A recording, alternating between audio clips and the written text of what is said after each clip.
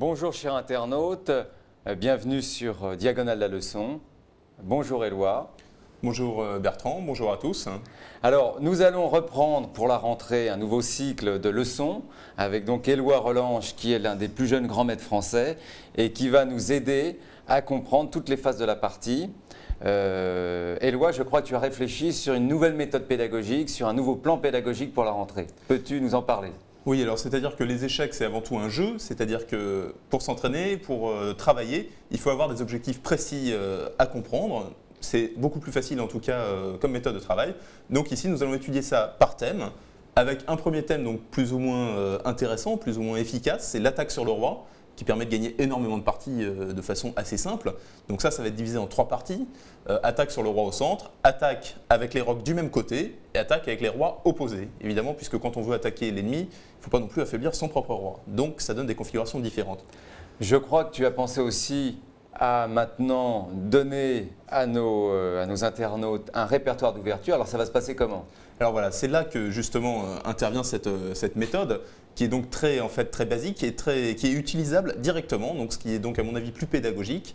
Et bien simplement, on va vous apprendre à jouer des ouvertures avec les pièces blanches, c'est-à-dire voilà, vous allez jouer E4 et ensuite on étudiera donc successivement toutes les défenses possibles des noirs et on vous donnera des idées dans chacune des configurations possibles que peut choisir votre adversaire. Bon. Un petit peu de finale pour votre technique. Et alors, les émissions, ça se passera comment ? Éloi et moi-même allons commenter une partie modèle sur un thème, le thème de l'attaque sur le roi, le thème de la structure de pion. Et après, Éloi nous donnera ses lumières en essayant, à l'aune de ce qu'on connaît aujourd'hui, de savoir comment on joue ces positions. C'est-à-dire qu'on étudiera principalement des parties classiques et ensuite on verra donc des possibilités un peu plus modernes, un peu plus récentes qui donnent en général lieu à des milieux de jeu plus compliqués. Mais en tout cas, à la base, ça sera très classique et très éducatif. Alors aujourd'hui, la tarte à la crème des parties d'échecs. Ce que tout le monde doit connaître, c'est l'équivalent de Borg-McEnroe au tennis, c'est la partie Morphy contre le duc de Brunswick et le comte Issoire. Alors 2 mots sur cette partie hyper célèbre. 2 mots sur cette partie hyper célèbre. Eh bien, alors, historiquement, je ne suis pas très féru. Féru, oui, tout à fait. Simplement, donc, ce que je dirais, c'est que cette partie a été jouée, je crois, au théâtre, pendant la représentation du Barbier de Sibérie, donc film assez long. Donc, pièce assez longue. Barbier de Sibérie, Barbier de Séville. Le Barbier de Séville, ce n'est pas grave. Donc voilà, effectivement, pour tout ce qui est historique, c'est mieux que ce soit Bertrand qui vous explique. En tout cas, la partie techniquement est très intéressante et effectivement, Paul Morphy était un excellent joueur d'attaque, extrêmement connu, qui avait donc la faculté de gagner énormément de parties très vite. Il a très vite cerné en fait, avant tout le monde, tous les grands principes du développement, de l'attaque et la disposition des pièces. Donc c'est une partie modèle en fait, tout simplement, de l'attaque contre un joueur qui n'a pas respecté les grands principes de l'ouverture. Alors, je crois qu'il vaut mieux y aller. Donc premier coup de Morphy, c'est quoi, Éloi ? Alors, on va passer en petit, y voilà. C'est le coup E2, E4, effectivement, puisque à l'époque où cette partie était jouée, c'était quand même le coup numéro 1. Pourquoi ? Puisque, on le rappelle encore une fois, ça permet très vite de sortir le fou et la dame. Donc c'est un coup qui permet de sortir 2 pièces directement. On va vers le petit roc rapide, c'est ce qu'on va voir tout de suite. E4, 5. Alors les aristocrates, eux, ils se disent, si Morphy le fait, il faut que je le fasse. Si Morphy le fait, il faut que je le fasse. Tout à fait. E4, 5, la symétrie, pour l'instant rien de bien particulier. 2 cavalier F3, donc rappel, puisque c'est la rentrée, il faut repartir sur des bonnes bases. Dans les ouvertures d'échecs, il faut sortir ces pièces, de préférence les cavaliers d'abord, et toujours en direction du centre. Alors effectivement, cavalier F3 a tout du coup parfait, puisqu'on a sorti une pièce, on crée une menace directe, on attaque le pion E5, et en plus le cavalier contrôle également la case D4, donc on contrôle 2 cases au centre, c'est un coup parfait tout simplement. D'accord. Alors qu'est-ce que vont faire plutôt les noirs ? Les aristocrates, on va les appeler comme ça. Qu'est-ce qu'ils font ? Alors ils jouent le coup D7, D6, qui déjà est réputé quand même légèrement inférieur, puisque on préfère dans cette position, on va y revenir, sortir une pièce. On préfère jouer cavalier B8 en C6, qui est un coup plus positionnel tout simplement, puisque en même temps, en réponse à cavalier F3, eh bien, on fait le même effet avec cavalier F6 qui contrôlera les cases D4 et E5. Ça, c'est le coup moderne. Okay. C'est le coup moderne. Mais D6, effectivement, est très jouable. Ça part la menace de façon directe. Le pion E5 était en prise. Maintenant, il est défendu. Bon. Un petit peu d'histoire. C'est le coup dit de la défense Philidor. Philidor qui était un grand musicien et un grand joueur d'échecs de la fin du XVIIIe siècle. Voilà. Sans aucun doute. Donc François-André Danican, dit Philidor, qui a inventé cette défense. D4, très logique. Alors pourquoi déjà les Blancs ont une position très saine? Tout simplement parce que, 1, ils ont pris le centre. Ils ont mis un duo de pions au centre, c'est ce qu'on a toujours envie de faire dans les ouvertures. E4 et D4, c'est parfait. 2, ils ont sorti une pièce de plus que les Noirs. Ils ont un cavalier en F3, donc c'est une pièce qui a été développée. Les Noirs n'en ont pour l'instant pas sorti. Et 3, effectivement, c'est l'avantage d'avoir sorti les 2 pions, c'est que maintenant toutes les pièces sont prêtes à sortir. Le fou C1, le fou F1. Donc bien entendu, le cavalier peut aller en C3, et ensuite on peut roquer. Donc pour l'instant, la position des Blancs est très très prometteuse. Ils ont joué les meilleurs coups. Ils ont joué les meilleurs coups. Ici, fou G4. Ah, alors, ça mérite un commentaire. Ce coup est réputé comme étant en principe, on va dire, une faute, tout simplement parce que il faut sortir les cavaliers avant les fous. Voilà ce que je dirais pour commencer. Alors ça, c'est ce que disait Tarrasch, hein, le grand champion allemand qui était une sorte de le grand pédagogue du jeu d'échecs. Mais pourquoi? Alors pourquoi? Simplement parce que en fait, le cavalier a une case naturelle, c'est sûr. On voit bien que le cavalier G1 va aller en F3. On n'a pas envie de le mettre sur les autres cases qui sont moins fortes. Le cavalier B1, lui, va aller en C3. C'est très logique, c'est sa case naturelle. Par contre, le fou, c'est beaucoup plus difficile à dire. Le fou, prenons par exemple le fou F1, on ne sait pas s'il va aller en E2, en C4 pour attaquer sur cette diagonale-là, voire même en B5. Ouais. Le fou E2 a 3 cases possibles. Donc, la logique est de rester souple le plus longtemps possible pour pouvoir sortir le fou où on a envie de le mettre. Donc la raison, c'est vraiment une raison pragmatique. Les cavaliers, si possible, avant les fous. Les cavaliers, si possible, avant les fous. Autre inconvénient de ce coup fou G4, inconvénient assez important cette fois, c'est que ça expose le fou. Le fou, a priori, est venu ici, il va probablement s'échanger contre un cavalier, et ça donnerait la paire de fous. Oui, mais alors moi je vais faire le contradicteur. Souvent on dit aux débutants, et pas qu'aux débutants, même aux joueurs plus forts, essayez de clouer les pièces adverses. C'est vrai. Alors c'est peut-être la suite de la partie qui va nous donner la réponse. Voilà, tout à fait, voilà. C'est ce qu'on va voir tout de suite. Ici, Paul Morphy se débarrasse du clouage d'une façon assez tranquille. Il joue pion prend E5. Alors là, sur pion prend pion, c'est une variante, on va la regarder. Voilà. Ici, il y aurait dame prend dame, échec au roi. Ouais. Roi prend dame. Et maintenant, on s'est décloué. D'accord. Et là, le cavalier F3 se retrouve complètement libre d'aller manger le pion E5. Et il n'y a plus de clouage. Puisqu'il n'y a plus de clouage. Les noirs sont déroqués, c'est un cauchemar. Ici, c'est tout à fait fini. Donc après pion prend E5, pas d'autre choix pour les noirs que de jouer fou prend cavalier F3. C'est ce qu'on appelle un coup intermédiaire. Hein. Coup intermédiaire. Pour éviter, d'accord. Exactement. On reprend de la dame. Voilà. Et maintenant, après pion prend E5, bilan sur cette position.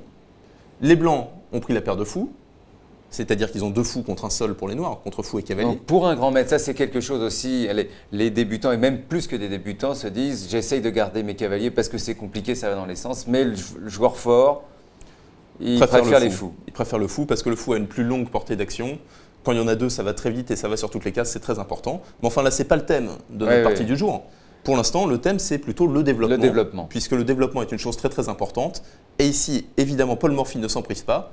Il joue fou C4, coup qui a un énorme avantage, c'est que ça sort une pièce, le fou F1 s'est développé, et ça crée une menace. Ça, c'est important parce que en créant une menace, on va empêcher l'adversaire de se développer. Donc ça, c'est les bases de l'attaque sur le roi. Comment est-ce qu'on va développer une attaque sur le roi au centre? On va sortir toutes nos pièces en gagnant du temps de préférence et en empêchant le roi noir de roquer. D'accord. Donc ici, ça commence par fou C4. Donc là, c'est une menace terrible et il faut la parer. Menace primaire, tout à fait. Ouais. Menace, c'est une sorte de mat du berger. Oui, c'est même tout à fait le mat du berger. On est d'accord. Alors, qu'est-ce qu'il faut faire? Alors, plutôt, qu'est-ce qu'ont fait les aristocrates, le duc et le comte, pendant ce Barbier de Séville, où, pour eux, à la limite, le Barbier de Séville, ils ne les regardent plus à ce moment-là. C'est plutôt la partie qui les intéresse. Là, ils n'ont pas envie de se faire mater. Ils n'ont pas envie de se faire mater. Ils n'ont pas envie de se faire mater. Il faut donc parer le mat. Il faut trouver une défense. Il y a des possibilités de le défendre avec la dame. On peut également pousser le pion F, le mettre en F6. Mais alors ça, ce n'est pas du tout recommandé dans cette position, puisqu'après, ça affaiblirait la position du roi. Donc, il trouve un coup très logique. Le coup que tout le monde a envie de jouer dans cette position avec les noirs, c'est le coup cavalier en F6. Pourquoi c'est logique? Eh bien, ça part le mat. T'arrêtes pas de nous dire qu'il faut se développer. Là, on se développe et on part le mat. Et ça sort une pièce. Mais ça ressemble au coup parfait. Morphy a vu plus loin. Donc ici, il ne faut pas laisser souffler les noirs, parce que si les noirs sortent leur pièce, eh bien, la position va être plus ou moins équilibré, c'est-à-dire qu'on sera obligé de jouer sur le long terme. En réalité, c'est une lutte au début pour le développement. C'est celui qui sort le plus vite ses pièces qui peut prendre l'avantage. Faut vraiment mettre ses pièces en jeu. Là, il ne faut pas le laisser souffler. Il ne faut pas laisser les noirs sortir leurs pièces comme ils ont envie de le faire. C'est-à-dire que si on leur laissait jouer 2 coups de suite, ils joueraient probablement fou D6 et petit roc. Ils se retrouveraient avec le roi à l'abri. Donc ici, Morphy, l'attaque sur le roi au centre, c'est ça. C'est très vite. C'est dame B3. Non. On rejoue 2 fois avec la même pièce, mais c'est pas grave puisqu'on crée une menace sur le pion F7 et une autre menace sur le pion B7. Double menace. Double menace. Donc un coup qui a l'air très bien, qui a l'air très fort. Ici, le coup de jouer est dame E7. Pour protéger surtout le mat. Pour protéger le pion F7. Sachant que, pour répondre à ta question, il n'y avait pas de coup qui protégeait les deux choses. F7 et B7, c'était ça. Oui. Donc c'était déjà foutu. Mais, alors...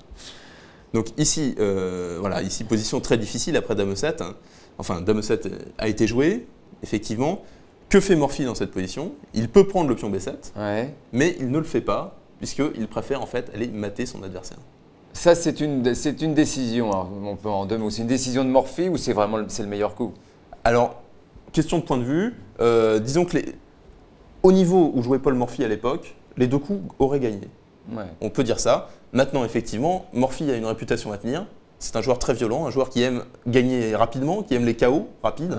Et donc, effectivement, il choisit non pas d'aller chercher ce pion, qui aurait pu être joué, mais qui amenait à une finale avec un pion de plus qui aurait été longue et laborieuse à transformer.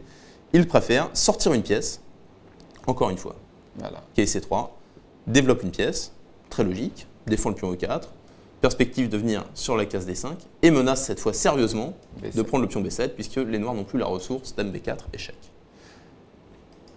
C6, les noirs ne peuvent plus sortir de pièces pour défendre le pion B7, ils sont obligés donc de jouer encore un coup de pion, ce qui n'est pas une bonne chose. Alors là, qu'est-ce qu'on voit dans cette position? Tout est prêt pour l'attaque sur le roi. Tout est prêt, pourquoi? Eh bien parce que les noirs n'ont pas encore sorti le fou F8, donc ne sont pas prêts de roquer. Et puis ils ne sont pas prêts de le sortir parce que... Ils ne sont pas prêts de le sortir, il faudrait bouger la dame, il y a le pion F7 qui est en prise. Si on a envie de jouer KB D7, malheureusement, le pion B7 va être en prise encore une fois. Donc ici, les noirs ont des gros problèmes de développement. Donc comment faire pour réaliser une attaque très violente et virulente sur le roi noir? Il faut continuer le développement des pièces, il faut faire entrer les tours en action, parce qu'on a le temps de le faire ici. Donc maintenant, Morphy souffle et joue fou G5. Clouage, développement, prépare le grand roc et l'invasion de la colonne D. On voit qu'après grand roc, la tour va venir sur la case D1, et donc contrôler une multitude de cases. La position noire est très très difficile, autant dire qu'elle est pratiquement perdante déjà. Donc le coup logique, B7, B5, on se débarrasse de ce pion en B7. Bon. En plus, en même temps, on va chasser le fou de case blanche. Effectivement, le fou normalement est amené à reculer, et à ce moment-là, on pourra jouer cavalier BD7 et sortir nos pièces. Mais ici, Morphy n'est pas d'accord. Morphy n'est pas d'accord simplement parce qu'il ne veut pas jouer une position tranquille. Il a un avantage de développement qui est énorme et donc ça doit se valoriser. Il faut absolument en profiter et il en profite très bien puisque ici il sacrifie. Oui, il sacrifie. Alors ça c'est... Donc si je résume un peu ta pensée, le développement. Pour l'attaque sur le roi, c'est-à-dire qu'en réalité à un moment donné, les blancs ont plus de développement donc ils peuvent se permettre d'être violents. Et là, le sacrifice. Mais le sacrifice, ça paraît simple pour un grand maître ou peut-être pas forcément pour un grand maître, mais pour un joueur aguerri. Mais pour quelqu'un qui est en progression, est-ce que comment ça se passe dans le cerveau d'un fort joueur pour arriver à cette décision? Alors, ce que je suis tenté de dire, c'est que donc, voilà, on est dans cette position-là, notre fou se retrouve attaqué, on fait un peu une sorte de méthode d'exception. C'est une méthode russe, enfin une méthode en tout cas qui a été bien formulée par les Russes, c'est qu'on regarde les coups qu'on a à jouer, et s'ils ne nous plaisent pas, on commence à chercher des coups qu'on n'a pas envie de jouer. Ou des coups qu'on ne penserait pas à jouer habituellement. C'est donc la méthode d'exception. La méthode d'exception, c'est-à-dire que là, les coups normaux n'ont pas l'air bons, donc il faut trouver un coup d'exception, tout simplement. Il faut trouver un sacrifice, puisque la position a l'air vraiment excellente. On a sorti 4 pièces contre 2, les noirs sont complètement embouteillés, on voit qu'ils ne sont pas prêts de roquer, ils ont la dame en E7. Pour l'instant, donc en fait, on a une position qui a l'air écrasante. En revanche, si on commence à replier nos pièces, c'est une mauvaise opération. Mauvaise opération, puisque les noirs vont sortir les leurs finalement, et on n'aura plus que l'avantage minimum de la paire de fous, ce qui n'est pas satisfaisant. Donc il faut trouver un coup exceptionnel, puisque la position le demande. On voit ici qu'on a une position vraiment qui a beaucoup de perspectives, qui a l'air extrêmement forte. Il faut donc trouver un coup un chaos en fait. Il faut trouver le chaos ici. Mais ça, c'est une sorte d'intuition qui va se développer Au fur et à mesure que vous allez jouer des parties d'attaque, vous allez commencer à sentir un petit peu que là, il doit y avoir quelque chose, et donc commencer à envisager naturellement des coups comme cavalier prend pion B5, qui sont des combinaisons, je dirais, pas spécialement difficiles une fois qu'on a l'habitude de les faire. Pion prend cavalier. Oui, maintenant il y a une suite de coups, ce qu'on appelle un forcé, c'est-à-dire qu'il faut les prendre. Là, il faut prendre. Alors échec. Fou prend échec. Donc là, effectivement, on n'a pas envie de bouger le roi avec les noirs, puisque sinon, si on joue roi D8, qui est une possibilité, les blancs vont jouer grand roc avec échec, développant encore des pièces et attaquant le roi. Cavalier BD7. Paul Morphy joue grand roc. Et là, alors là, on voit une position assez sympathique avec une sorte de double clouage. Double clouage, puisque les deux cavaliers sont cloués. Le fou B5 cloue le cavalier D7.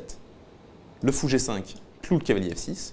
Et ici, on a créé une menace directe, puisque le cavalier F6 est cloué, donc on menace de prendre le cavalier D7. On menace de jouer simplement tour prend D7, qui gagne le cavalier D7, puisqu'après cavalier prend, la dame noire serait en prise, et donc pas de solution. Donc, le seul coup, pour les noirs, tour D8. Et là, Paul Morphy réfléchit encore. Il se dit, voilà, dans cette position, je ne vois pas comment je gagne directement. A priori, je peux jouer fou prend F6, ça ne marche pas. Fou prend F6, c'est ce coup-là, hein, on va quand même le pointer. Fou prend F6, les noirs reprennent simplement du pion G, il ne se passe pas grand-chose.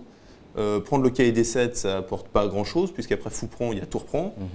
Mais cependant, ma position, une fois de plus, a l'air vraiment très forte. Il faut trouver quelque chose d'important, quelque chose de très intéressant. Je vais donc essayer de mettre ma pièce qui ne joue pas en action.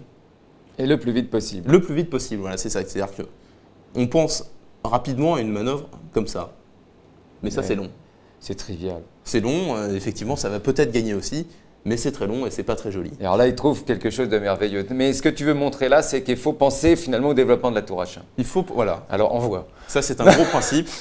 Quelle pièce ne participe pas? Tour prend D7. Boum. Bon. Alors là, les noirs n'ont pas le choix. Ils n'ont pas le choix, puisque s'ils prennent de la dame, ils vont perdre la dame par le fou B5. Ah oui.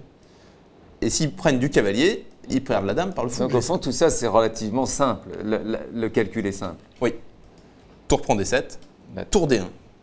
Tour D1, ça y est, on a mis la tour en jeu. Maintenant, les noirs n'ont plus de coups, c'est désespéré, il faut se déclouer absolument. Ils jouent dame E6. Et là, une des combinaisons les plus connues de l'histoire des échecs, puisque elle a fait l'objet de multitude de diagrammes. Ah bah, il y a ça il y a ça dans tous les bouquins. Dans le bréviaire des échecs. Et puis sur diagonale aussi. Et dans diagonale maintenant. Donc voilà, ici, les blancs jouent et gagnent. Il y a beaucoup de solutions. Il y en a une qui est radicale. Il s'agit donc de fou prend D7. Le cavalier vient prendre.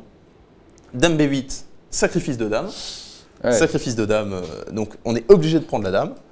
Ici, qu'est-ce qui se passe? On n'a plus que 2 pièces en jeu, puisqu'on a sacrifié toutes les autres. Mais ça suffit pour mater, puisqu'on joue tour D1 en D8, échec et mat. Analysons le mat quand même, puisque c'est important. La tour fait échec au roi. La tour est défendue par le fou G5. C'est un mat extraordinaire. Le roi ne peut pas sortir sur la case de 7, puisqu'elle est contrôlée par le fou G5.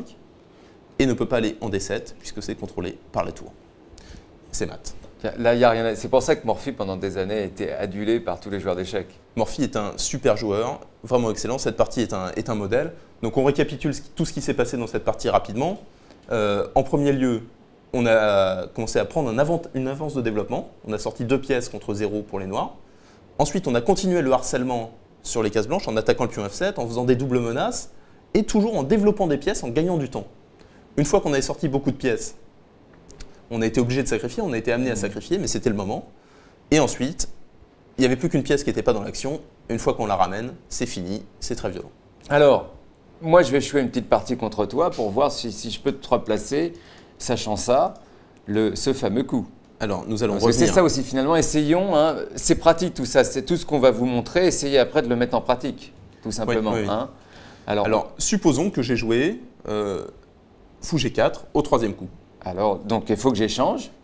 Pion prend le 5. Je suis le... Là, je n'ai pas le choix. Pas le choix. Je joue fou prend F3. Dame prend. Dame prend. Pion prend. Et là, j'essaye le coup du berger. Le coup fou C4. Hein, je le développe. Ici, d'une façon moderne, je dirais, d'une façon actuelle de voir les choses, on ne jouerait pas cavalier F6, puisque la réplique de Morphy Dame B3 est trop forte. Il faut trouver une autre solution, une solution qui n'embouteille pas les pièces. Il faut jouer un coup un peu atypique, il faudrait jouer, je pense, Dame D7. En tout cas, c'est ce que je jouerais dans cette position. Alors, qu'est-ce qui simplement pour les gens qui regardent la leçon. Pourquoi? Alors d'abord, effectivement, le fait de connaître un peu ces parties-là, ça permet d'éviter de refaire les mêmes fautes. Donc il ne s'agit pas de les connaître par cœur, mais de connaître les idées. Mais pourquoi tu vas choisir Dame D7? Dame D7, alors parce qu'il faut parer le mat. Je n'ai pas envie d'avancer mon pion de F7 en ça, F6. c'est important ce que tu dis. C'est vrai qu'il ne faut jamais oublier, cher internaute, la première des menaces. Je n'ai pas envie de jouer F7, F6. Et je n'ai pas envie non plus de mettre la dame sur la case E7 où elle boucherait la sortie probable du fou F8, la sortie à venir du fou F8. Cavalier F6 n'est pas bon, F6 n'est pas bon, il faut parer le mat, donc il n'y a plus qu'un seul coup possible, c'est Dame D7. Oui, au fond. Tout simplement. Si on regarde les principes du développement, il n'y a plus que ça. Donc Dame D7, donc là, très haut blanc. Bon. Alors, quel coup Quel coup moi, je vais essayer de me développer. Petit roc. Petit roc, c'est très logique, effectivement. Donc, on va le jouer tout de suite. Et sur petit roc, je pense qu'on aurait envie de jouer un coup comme fou D6 pour stabiliser la position. Là, malgré tout, tu es solide. Hein, oui. Tu sais, toi, sachant ça, tu vas quand même si tu sais que tu es plus fort que ton adversaire, au début, tu es solide et tu fais attention. Tu le respectes quoi qu'il arrive. Ah bah ici, c'est pas le bien sûr. Pas le moment Ce n'est pas, il ne faut pas non plus flamber puisque c'est ce qui amène au drame. Je joue fou D6 dans cette position, donc on peut encore continuer quelques coups. Mais le but des noirs ici, effectivement, c'est de stabiliser la position avant tout. Tour D1, par exemple. Tour D1, donc clouage de fou. Ici, j'ai trouvé un plan intéressant, c'est-à-dire que j'ai envie de sortir mon cavalier G8. Si je le mets en F6, j'ai très peur d'un coup comme fou G5, qui chassera le cavalier. Donc j'ai envie de le mettre en E7, donc je vais aller jouer cavalier C6. On fait diversion sur la case D4. Ouais, donc là, maintenant, c'est moins simple. C'est moins simple. On pourrait continuer éventuellement par C3. Ouais. Et là, je crois que le bon coup, ça serait cavalier D8. C'est un plan, hein. En tout cas, c'est un plan général pour les noirs. Suivi de cavalier E7, suivi de petit roc. On stabilise la position et ensuite on commence à réfléchir. Bon. Bah, écoutez donc, hein, on finit pour l'attaque au centre, la rapidité du développement, le roc. On le redira, je crois, 150 fois. On va revenir dans les autres leçons sur d'autres méthodes d'attaque, mais je crois que cette partie-là, regardez-la, re-regardez-la, elle est très importante. Alors, il y a une petite combinaison. Pour finir, un petit exemple, oui. Oui, tirée de la Philidor, parce que ça, c'est bien aussi donc l'entraînement, c'est ce que vous disiez tout à l'heure, Éloi, c'est-à-dire que petit à petit, à force de vous entraîner à des petites combinaisons comme ça, la main finit par travailler autant que la tête, ou les deux en même temps, et donc on a à vous soumettre une petite combinaison issue de la Philidor. Alors, Éloi. Voilà la Philidor, voilà. Une fois de plus. Ici, ce fou G4 n'est pas le coup moderne. On joue principalement dans cette position, soit cavalier F6, soit cavalier en D7. Donc, nouvelle possibilité, cavalier D7. Les blancs, évidemment, sont très chauds. Toujours fou C4. Fou C4, c'est un bon coup dans cette position de toute façon, puisqu'on voit que les cases blanches, côté noir, ont été légèrement affaiblies. Donc ici, on joue fou C4. Et maintenant, la faute des noirs. Le fou vient en E7. C'est une faute. Je pense que le bon coup, c'est cavalier GF6, ça doit être le coup moderne, ou C6. C6, en tout cas, est une valeur sûre. Ici, il y a une combinaison. Alors là, effectivement, c'est pas facile à sentir. Il faut quand même avoir une idée un petit peu originale. Le roi est au centre, les cases blanches sont un peu affaiblies. On n'en dit pas plus. On n'en dit pas plus. Pion prend E5. Voilà. Pion prend E5. Tu les as aidés, mais effectivement, rien. Alors, de toute façon, pour vous aider, on va finir là-dessus, c'est que les combinaisons, ça passe souvent par l'ouverture de la position. Oui, hein, oui, l'ouverture des lignes, effectivement, qui donne des perspectives nouvelles. Pion prend E5, deux possibilités pour les noirs, on va les résumer rapidement. Soit cavalier prend, soit pion prend, les deux possibilités principales, sinon on aura perdu un pion. Donc sur cavalier prend, que se passe-t-il ici? Cavalier prend, pion prend, et là le thème de l'attaque double, on en a déjà parlé dans Diagonale la leçon. La dame vient en H5, attaque et le pion F7 et le pion E5, gagne un pion, net avantage pour les blancs, puisque là on ne peut pas parler de menaces à la fois. Autre possibilité, les noirs reprennent du pion, et là c'est beaucoup plus grave, c'est une faute très grave, puisqu'on va asséner une attaque violente au roi noir, en profitant de l'affaiblissement des cases blanches, avec le coup dame D5, attaque le pion F7, et comme le fou C8 a été bouché, est embouteillé, il ne peut pas venir à l'aide du roi noir, et c'est donc ici terminé. Vous pouvez vérifier tranquillement chez vous, il n'y a pas de défense contre dame F7, c'est un gain rapide, un chaos rapide dans l'ouverture. Voilà, alors. Voilà. C'était finalement le mat du... Ça, c'est le mat du berger. Ça, c'est le mat du berger amélioré. Ouais. Hein, mais donc, ça arrive le mat du berger. Mais simplement, il faut le préparer en se développant. C'est ça la philosophie de tout ça? Le maître du berger, c'est ça en fait. Disons que l'idée plutôt de l'attaque sur le roi au centre, c'est qu'il faut essayer de gagner du temps, l'empêcher de roquer, ça c'est très important sinon il n'est plus au centre, gagner du temps, nous sortir toutes nos pièces et envoyer tout à l'attaque. Donc faites des parties d'attaque, je vous conseille, jouez au 4, sortez toutes vos pièces et faites des belles parties d'attaque. Bah, il ne nous reste plus qu'à vous souhaiter une bonne semaine, un bon jeu. Merci Éloi. Et puis la semaine prochaine, c'est… La semaine prochaine, c'est l'attaque sur les rois du même côté. Du même côté. Du même côté. Bonne semaine.